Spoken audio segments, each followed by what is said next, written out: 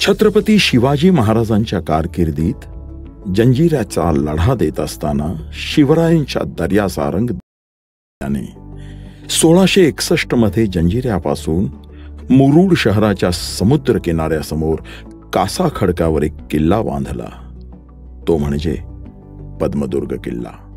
यास कासा किल्ला सुद्धा म्हणतात. ऐतिहासिक वास्तूबाबत प्रेम असणारे पर्यटक या किल्ल्याला आवर्जून भेट देतात. अरबी समुद्राच्या मुख्य प्रवाहात असणारा हा किल्ला 350 वर्षे पाण्याचा मारा खात आता अर्धाधिक राहिलाय. किल्ल्यामध्ये पोलादी तोफा आहेत.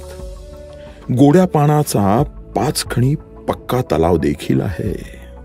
आणि हेच या किल्ल्याचे वैशिष्ट्य. 61 मध्ये हा किल्ला बांधला. जंजिऱ्यापासून काही अंतरावर मुरुड शहराच्या किनाऱ्यानजीक कासा या खडकावर हा किल्ला बांधला गेला. त्यामुळे यास कासादुर्गही म्हणतात.